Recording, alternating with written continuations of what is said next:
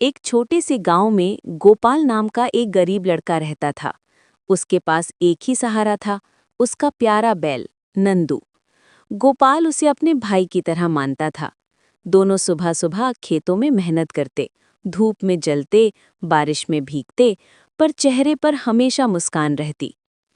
एक शाम जब गोपाल खेत से लौट रहा था, तभी उसने देखा कि नंदू अजीब सी रोशनी में नहा रहा है। अचानक नंदू ने बोलना शुरू किया, गोपाल, डर मत, मैं तेरा दोस्त हूँ। जब भी कोई मुश्किल आए, जय धरती माता कहना, मैं तेरी मदद जरूर करूँगा। गोपाल हैरान था, पर उसे भरोसा हो गया कि नंदू कोई साधारण बैल नहीं है। कुछ दिन बाद गांव में राजा के सिपाही आए। वे सबका टैक्स वसूल रहे थे। गरीब गोपाल के पास देने को कुछ नहीं था। सिपाही गुस्से में बोले, अगर टैक्स नहीं दोगे तो तुम्हारा बैल जब्त कर लिया जाएगा। गोपाल रोने लगा, लेकिन किसी ने उसकी बात नहीं सुनी। सिपाही नंदू को रस्सी से बांधकर ले गए।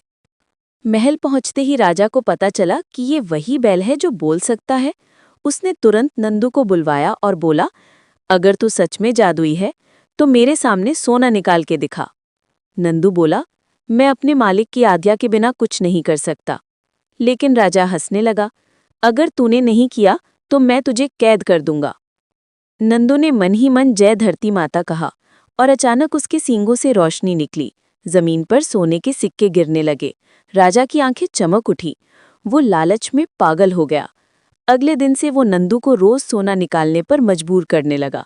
दिन बीतते गए। नंदू कमजोर पड़ गया। उसकी आंखों में आंसू थे। उसने कहा, राजन, लालच मत करो, धरती माँ की दी हुई शक्ति का दुरुपयोग मत करो। पर राजा ने उसकी बात नहीं मानी। फिर एक रात महल में भीषण तूफान आया। बिजली कड़कने लगी। सोने के सिक्के धूल में बदलने लगे। राजा घबराकर चिल्लाया, ये क्या हो रहा है? तभी नंदू की आवाज गूंजी, राजन, मेहनत से पाया धन ही टिकता है। दूसरों का हक छीनने वाला कभी सुखी नहीं रहता। अगली सुबह सब कुछ शांत था।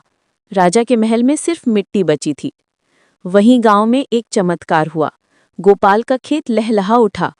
जहां पहले सूखी मिट्टी थी, वहां अब हरी भरी फसलें लहराने लगी। नंदू उसके पास वापस लौट आया।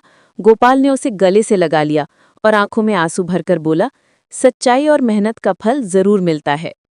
उस दिन से गांव के लोग कहते हैं, लालच विनाश की जड़ है और सच्ची मेहनत ही असली जादू।